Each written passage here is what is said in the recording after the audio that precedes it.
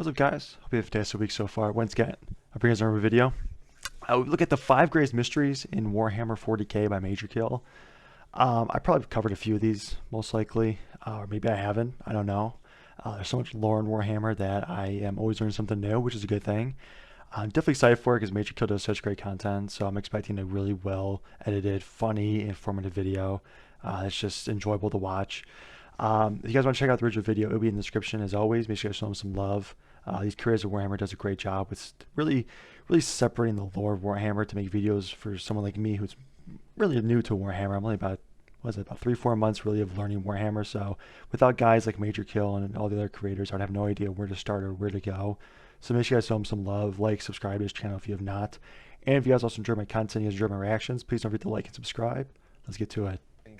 The lore of Warhammer 40k is disgustingly vast. Hundreds of Literally. full-length novels and codexes featuring thousands of fleshed out characters with countless plot lines, many of which are like intertwined and cross over. In this vast canyon of potential content, there are many mysteries. Some are points of curiosity. Others could shake the setting to its core. We don't know which is which because, they're mysteries. But that won't stop us from checking them out and trying to Sherlock Holmes this bish. Before we get started, I'll be the first to admit that I definitely said yes to way too much stuff last year. 2 merch drops, a shitload of sponsors, the plushies, the calendars, the major minis. Making that bread, dude. We got it done, because that's what we do, but I can imagine it would have been a bit of a shill fiesta for you guys. I'm not going to apologize, because the only reason why I can spend 100 hours a week making free content for you legends is because of the sponsors and the merchandise. However, I do recognize that it was too much, and I've cut it back right down for this year, focusing purely on the minis, less sponsors, and the focus of today's plug, the Major Kill merchandise items. We have just restocked the protein shaker, mouse pad, dice set, magnets, and stickers, all of which I personally worked with a designer for and are all great quality. I'm not really aiming to make much profit off this merch, the margins just aren't there, but I personally really enjoyed putting these together and would love to see some of you guys neck a beer from a Major Kill stubby holder, like this. There you go. Oh shit. Oh shit. Oh fuck, it's 10 a.m. This It's 10 a.m. He's chugging a beer. Some fun novelty merch for half of what you'd get it elsewhere while supporting the channel. That's so nice. That's cool. To do it. Today we'll go over 5 of the greatest mysteries in Warhammer 40k lore, explaining the lore surrounding these mysteries, before then providing some solid theories as to what they could actually be. Let's get into it. Something Warhammer really loves to challenge is the concept of right and wrong.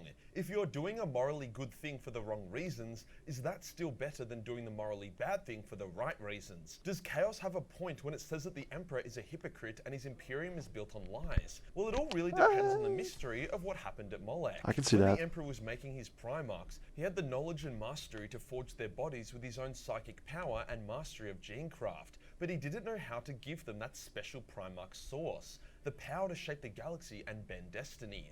After all, we have seen Primarch clones, and while their bodies are still impressive, they die super quickly as they don't have that literal plot armor derived from that Big Mac source. Plot It was armor, on Molech nice. that the Emperor entered the warp via a special unique portal, did something in the warp, and came out of it with the knowledge and power to finish making the Primarchs. The Chaos Gods say that the Emperor made a bargain with them, however then proceeded to go back on his bargain during the Great Crusade, thus why Chaos went all psycho ex-girlfriend mode. However, I trust Chaos about as much as I trust George Pell with my nephew's asshole, so I wouldn't say that is spot on.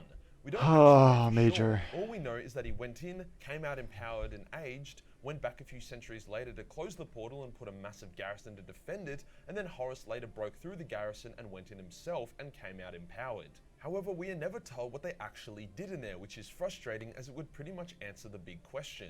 Was Lorgar right? Was the Horus heresy justified? After all, if the Emperor's empire is founded on the deal with the devil, then it can't really take the moral high ground. What we can theorize is that Molech wasn't just any warp portal. He could have just done it pretty easily anywhere else. I believe that the Molech portal took you to a special part of the warp, not the Sea of Madness, but almost like a central hub where you could view, access, and communicate with warp entities on your own terms. That makes I don't sense. think he made a deal with the Chaos Gods per se. As I have said in other videos, I believe he took 20 minor warp gods, one for each Primarch, and used them to create the souls for his sons and give them their special source. Hence why each Primarch is so unique and volatile. If the Emperor could They're just have powerful helped, too, you know? made 20 Guillimans or Rogel Dawns. There is a lot of evidence to support this theory that is in a different video I made, but I believe in order to get these minor warp gods, he had to trick or undercut the chaos gods, making them his enemy from day one and not his partners. However, since nothing is confirmed, as for now, what happened on Molech remains a mystery, and a big one at that.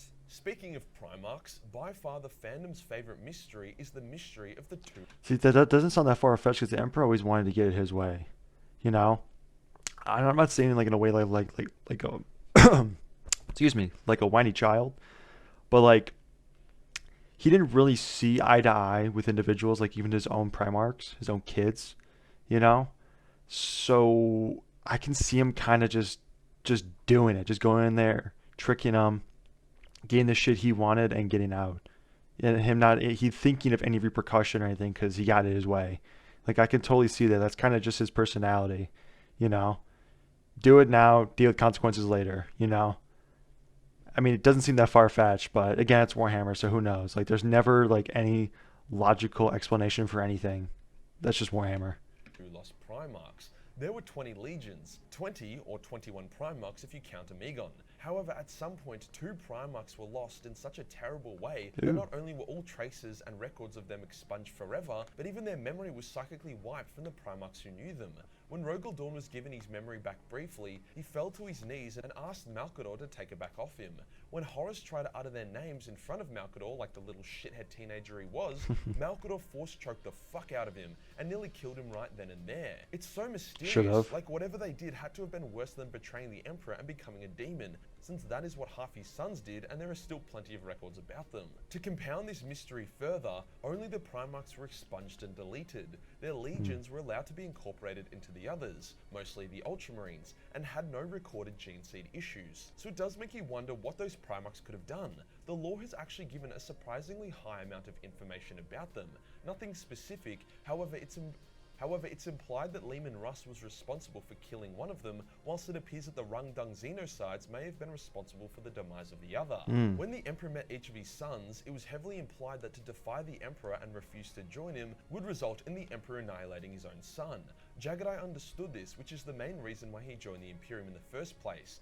Angron got a pass because he was a rage monster that the Emperor knew would come around. However, if there was a Primarch raised by Xenos that loved them and wanted to protect them above all else, then you can start seeing how an issue may arise here. There is every chance that the Rungdung were able to reach one of the Primarchs before the Emperor, turning him into their warlord, which would explain why the Rungdung was so overpowered. However, GW is keeping this one tighter than a nun's vagina, so we can't really confirm Oh my gosh, anything. dude. All we know for sure is that the 2 lost. The way he compares things is just, I just don't know how you think of stuff like that. I'm not going to go back to it. I'm not going back to it, but how do you compare it? I don't even want to know. Primarchs were very, very naughty It's killing boys, me. and whatever happened to them was an absolute tragedy. Something a bit left of field now. We have the mystery of the Terminus Decree. Foresight in 40k isn't super reliable. It can change on a whim, with even the best future seers often getting things wrong. The Emperor is one of the best, yet even for him it's difficult to see what will genuinely happen. Imagine you can see an infinite amount of futures. You can pretty much actually see none, as there are too many to choose from. It's like Doctor Strange, dude. You can try act to make the ideal ones occur, but that doesn't guarantee it. Hence, the Emperor had a shitload of contingencies and plans to try and mitigate the less ideal futures. Stuff like the Talisman of 7 Hammers is proof of this. Another contingency the Emperor made was the Terminus Decree, a set of instructions handwritten and placed in a wooden box that has been locked away within Malkador's tomb. Only the Grandmaster of the Grey Knights knows of its existence and how to access it. It is said that the instructions contain a secret that will either destroy the Imperium or save it. The only rule is that the box can only ever be opened when the Imperium is doomed, and all other options and contingencies have been exhausted. It is the ultimate last potential salvation, but what that salvation is unknown. It's like crazy. Very mysterious. I assume it's not a great salvation though, since it says that accessing it at the wrong time will bring the Imperium to its knees. Some people believe it is the Emperor's true name, hence more or less a way to control the Emperor. Others believe it gives the command to turn off the Golden Throne manually, thereby activating the Talisman of 7 Hammers. Others believe it is the instruction on how to release the Void Dragon. Nobody knows for sure, but what we do know is that it's not the solution mankind would want. Maybe it's a method to also fuck up whoever is destroying the Imperium so that both sides lose. Maybe giving the survivors of humanity a chance to slowly rebuild. Overall, a very interesting mystery that I doubt we will ever uncover, as that seems like some total end times shit. Stepping away from Imperial mysteries, we now have the mystery of the Tau Ethereals. The ethereals came out of absolutely nowhere. One moment the Tau were banging sticks together and genociding each other's tits off. The next moment a bunch of immortal super Tau with mind control pheromones appeared out of fucking nowhere, united the Tau Empire, Warhammer. took them from a bunch of scattered tribes to a super galactic advanced empire in just a couple thousand years. It makes like zero sense and seems incredibly unnatural, and as of yet has not been explained in the slightest, creating said mystery. This mystery holds a lot of weight though, as without the ethereals, the Tau would have either been destroyed by each other or would have been destroyed by some minor Imperial fleet passing by. Instead, they are now a galactic player who have the most potential out of all the other races. There is two prevailing theories about the ethereals that do kind of tie into each other. One is that the ethereals were normal Tau that the Eldar kidnapped, modified, educated, and sent back to the Tau to unite them as a potent weapon against chaos, and a potential future ally. After all, Doesn't the sound Tau's small far-fetched. souls and lack of psyches mean they are incredibly difficult to corrupt or possess. Mhm. They're mostly atheist doctrine. Like I remember someone saying like if the Tau was like in the warp when you're a psyker, you have like say like a presence around you, you know? It's like a bright presence. The Tau, let's just say on a scale of 1 to 10, their presence is like a 2. A human psyker is like a 9 or an 8. You know, just how bright it is. That's why chaos and like corruptions is so prevalent with humans compared to Tau. So I can I can totally see them getting like educated and whatnot to use their gifts of not really appearing in the warp at all, so they can actually use psychic abilities with reduced backlash and corruption, but to also advance their civilization too because of their potential. I can totally see that. That's plausible in my eyes. Also helps with this. The reason that not many Elder mention this or seem to know about it is that it could have been a small subsect of secretive Elder doing it. The second theory is that the Tau are actually the surviving Necron tier that never went through biotransference. This kind of makes sense as the Tau have short lifespans, just like the Necron tier, and are incredible builders and technological wizards, you know, just like the Necron tier. There are other similarities, such as both races never having psykers and also kind of looking similar in a way. This I can see theory that. could also tie back to the Eldar one, with the Eldar potentially having a few Necron tier they fought during the War in Heaven locked away in stasis. None of the Necrons remember what the Necron tier looked like, so they wouldn't be able to identify them either. This is all completely unconfirmed and is just a bit of theory crafting, so take it with a grain of salt. However, the mystery of the ethereals remains the most important mystery in the Tau Empire. You know, obviously other than if the Tau fuck each other via the orifices on their foreheads. The final mystery, the spookiest mystery, is the mystery He's too much, of the man. Gold Stars. Although in Warhammer it's easy to fall into the trap of the warp and chaos being responsible for all the unexplained nightmare Especially if you're a shit, psyker. fortunately that's not always the case. The Ghoul Stars are horrifying and mysterious as it is. However, in the 34th millennium, there was an event called the Pale Wasting, the Harrowing, in which 1,000 human worlds were consumed and destroyed by Lovecraftian nightmares from an interdimensional rent in space located within the Ghoul Stars. The coolest part is that this doesn't seem chaos related at all, but some other nightmare. Over Jeez. 10,000 Space Marines were killed before the nightmare could be stopped Holy and shit. turned back, with only the Nova Marines chapter surviving. Despite Losing 10,000 Marines. Now you have orcs, you have chaos, you have the Tyranids, you got Necrons, and now you got this shit. It's like the more I watch Warhammer, the more I realize how much I never want to be in the Warhammer universe ever. likely It's always something worse, Imperium, or man. at least a massive chunk of it, the Pale Wasting has been kept classified in secret, with only a small inscription on Terra telling of the Nova Marines' glory.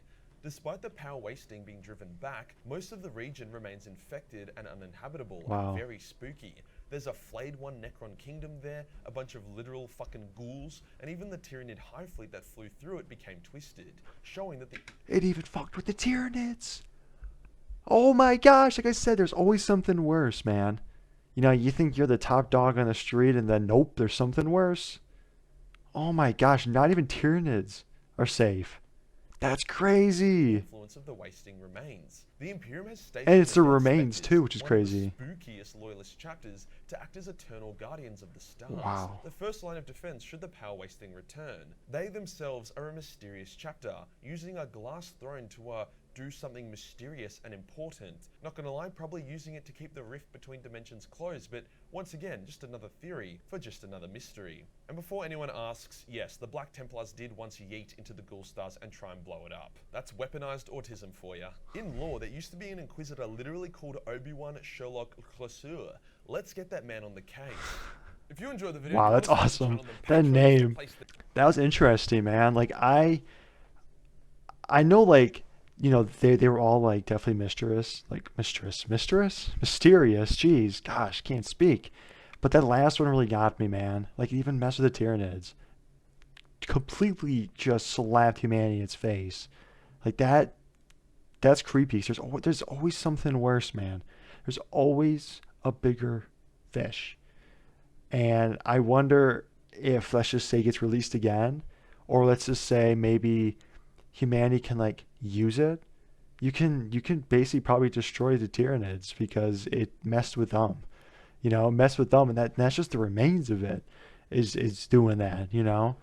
So, and since the Tyranids are basically off a high fleet, who knows? Like, the possibilities are endless, and that's why Warhammer's amazing. You can just keep on going and thinking of possibilities and like what is. I love it.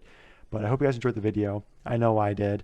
Again, the original video will be in the description. Make sure to show them some love. And also, if you guys enjoyed the reaction, you guys enjoy my content, please don't forget to like and subscribe. I'll see you guys in the next one. Take it easy.